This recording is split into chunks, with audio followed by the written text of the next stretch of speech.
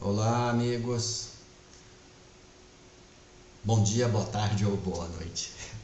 Eu nunca vou saber qual é o horário mais correto de cumprimentá-los. Afinal de contas, essa é uma das melhores características do sistema de ensino à distância. Tempo e espaço são absolutamente responsabilidade, opção, escolha, agendamento de vocês. Então vocês podem assistir essa videoaula a qualquer hora e em qualquer lugar. E eu espero que vocês estejam tendo uma boa experiência de visual. Eu espero que a qualidade dos vídeos esteja satisfatória, que vocês possam assistir isso num desktop e também, principalmente, como eu acredito que a maioria deve fazer, nos seus celulares. Estamos aqui novamente no meu, não posso chamar de estúdio porque não é, no ambiente em que eu costumo trabalhar, costumo criar e costumo fazer coisas. E já me perguntaram mais de uma vez, então já vou então declarar publicamente. O que são essas coisas nessa mesa aqui atrás? Bom, eu tenho paixão por impressão 3D e robôs e personagens de filmes. Então, vocês estão vendo aqui, é um carinha chamado BD-1, ele é um dos personagens de Star Wars, e um pouco mais atrás ali, se eu conseguir, mais ou menos aqui, é uma parte do robô R2-D2 que eu estou construindo. E infinitas outras coisas que eu já construí nessa área. Eu sou analista de sistemas, acho que desde que nasci. E a área em que eu me especializei nos últimos 10 anos é a área de, que eles costumam chamar de robótica educacional, mas eu tenho um nome próprio para dar para isso. Mas estou aqui também graças a uma outra graduação que eu adquiri ao longo desse longo percurso na área do direito.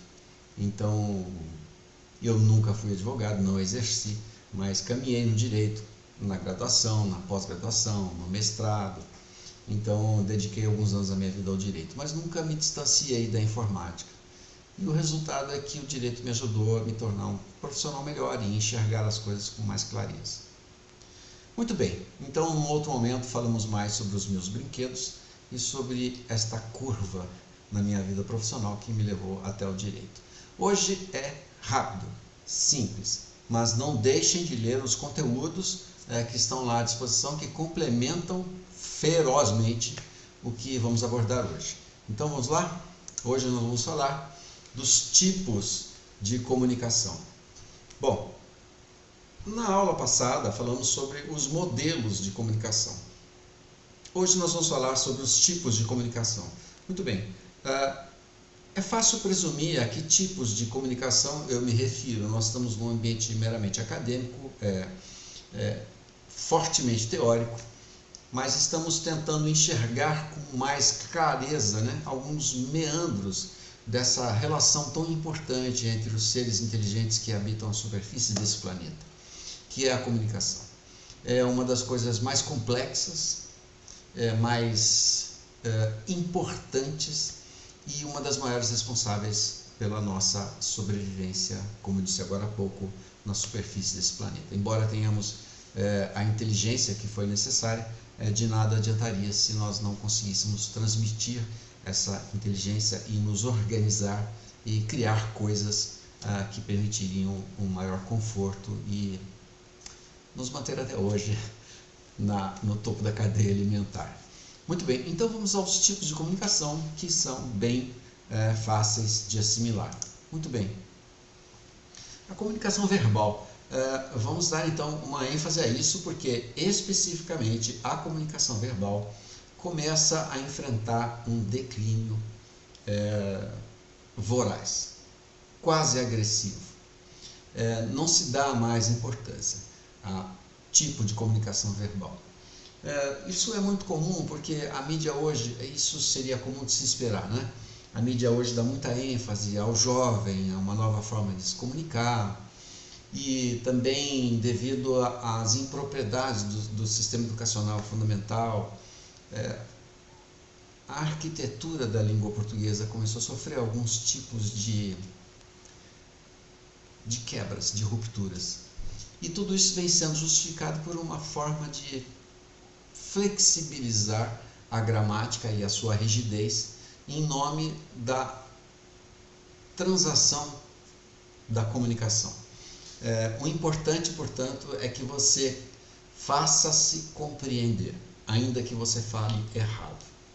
Eu particularmente não concordo com isso. E todos esses jovens que defendem essa forma alternativa de se expressar e que o importante mesmo é transmitir a sua ideia, eu acredito que se eles pretendem tornarem-se empreendedores, se pretendem algum dia entrar em sala de aula na qualidade de professor, ou se pretendem mais tarde arrumar um emprego, pode ter certeza que se você falar minimamente correto, isso vai te ajudar muito.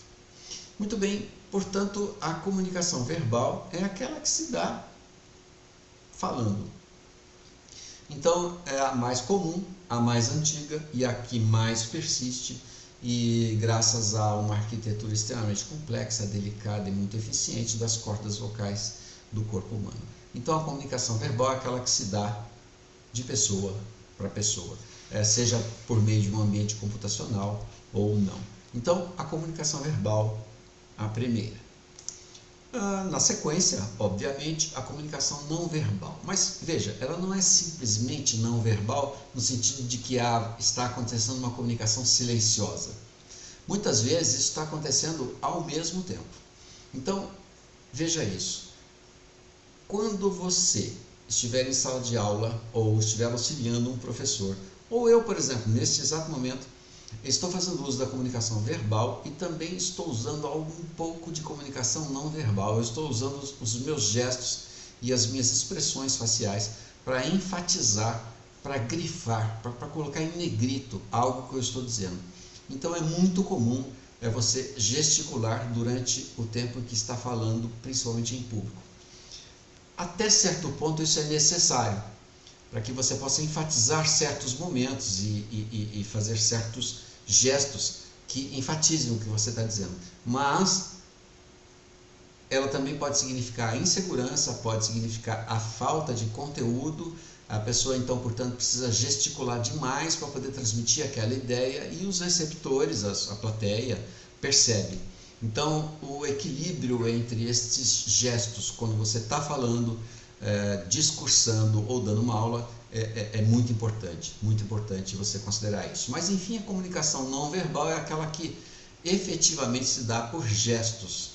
Não é exatamente a comunicação escrita e nem a comunicação visual que vem a seguir. A comunicação não verbal é dada pelo corpo também, ok? Pode ver aí na foto que a mocinha está fazendo assim. Então, um gesto do corpo inteiro dela, toda uma dinâmica corporal, está transmitindo um conceito direto para você, sem a necessidade de palavras. Muito bem, então a comunicação verbal é aquela que você, a verbal que você usa a própria fala, a não verbal você usa o corpo todo. Numa conversa a dois você usa esses dois tipos de comunicação, e a dose certa entre as expressões não verbais e as expressões verbais constroem um bom orador, constroem uma boa aula, constroem uma boa relação. A empatia acaba surgindo pela forma como você fala, pela forma como você sorri, pela forma como você transmite mensagens subliminares por dentro, nas entranhas do que você está transmitindo. Na sequência temos a velha e boa comunicação escrita, que talvez seja uma das mais antigas, por ser já globalizada desde sempre.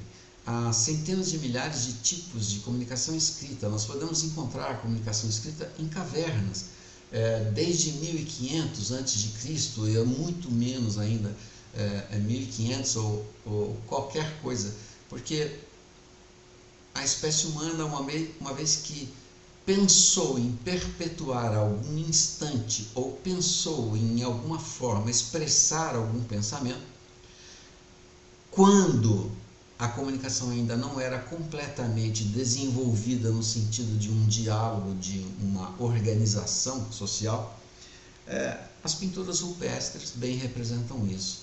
Então havia uma comunicação ali, e é uma comunicação de uma forma escrita. Hoje nós nos referimos à comunicação escrita como aquela que efetivamente é escrita, faz uso da língua escrita, que reflete aquilo que nós pensamos e que nós dizemos no papel.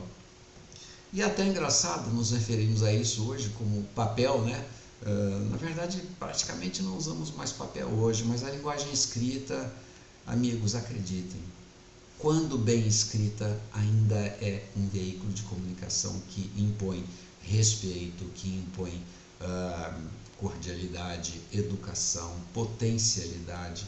Então eu diria, não sei se adequa a vocês, mas eu sempre digo aos meus alunos, cuidado com a forma como fala, cuidado com a forma como você gesticula, cuidado com a forma como você escreve.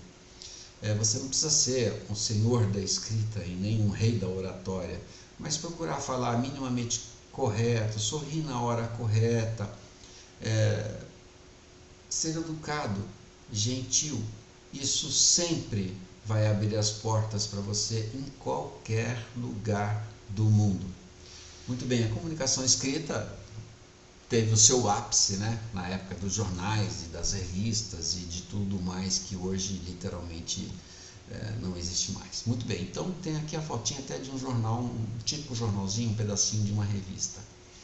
Muito bem, e temos também a comunicação visual. Esta comunicação visual é quase que uma fração daquela comunicação lá de trás, quando não havia nenhum meio tecnológico, e as articulações gramaticais eram ainda muito robustas, muito pouco arquitetadas, havia pouca organização.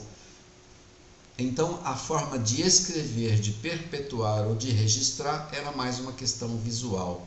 Hoje, a comunicação visual é muito mais imensamente poderosa do que jamais foi. Então, você pode, a começar pelos sinais de trânsito e por inúmeros significados ocultos por trás de muitos símbolos. Aqui eu coloquei uma simples simbologia, né?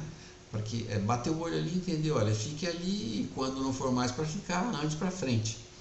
Mas a linguagem existente na comunicação visual vai muito além disso. Como vocês puderam ver lá no conteúdo do curso, eu tive a preocupação de colocar para vocês as boas técnicas, as boas maneiras de fazer uma apresentação. Por isso também nesse curso eu abordo as cores e a forma como usá-las. Tudo isso faz parte de um conjunto entre a comunicação visual, a comunicação escrita, a verbal e a não verbal. Eu não conheço muito bem vocês como alunos na vida profissional. Eu sei que este é um curso de técnico em multimeios didáticos. Então, possivelmente, você possa ser um técnico dentro de uma escola, ou você também pode ser um professor, ou você pode ser um técnico que deseje vir a ser professor. De uma forma ou de outra, você está ligado ao ambiente educacional. Então, se for um professor, ou se você for auxiliar um professor na produção de algum material didático, fique atento a estas coisas e a estes detalhes que estamos abordando ao longo de todo esse curso. Tá? A comunicação visual hoje, eu acredito que ela seja extremamente importante na construção de uma simples apresentação do nosso conhecido e querido PowerPoint. Não exagerem na quantidade de texto. O PowerPoint é muito mais visual do que escrito. Atentem para as dicas que eu darei daqui a algumas aulas sobre quais as cores a serem utilizadas quando você faz uso de uma ferramenta de multimídia. Veja a hora, veja o público, veja a organização das ideias, porque tudo isso é prática de comunicação. Então, se você faz uma apresentação, mesmo que você não a utilize, mas está fazendo para ajudar um professor, então você tem que usar das mesmas técnicas para que aquela aula flua tranquilamente e que as imagens que você está vendo sejam suficientemente agradáveis para o público, e que o público não fique entediado e que você consiga transmitir o seu material de uma forma, sendo redundante, né? Agradável, fluida e minimamente não chata, seria uma boa expressão. Muito bem, então, na sequência, hoje nós vimos tipos de comunicação, a verbal, a não verbal, a escrita e a visual. Tenha em mente que qualquer uma destas formas de comunicação estão inclusas na classificação das comunicações e que, por sua vez, estão presentes num ambiente tecnológico ou computacional, hoje seria praticamente sinônimo. Elas estariam, muitas delas ainda emergentes, outras são evidentemente convergentes e muitas absolutamente, totalmente disruptivas. Muito bem, então retornando ao início, eu espero que vocês tenham compreendido a mensagem que eu tinha para passar nesta aula.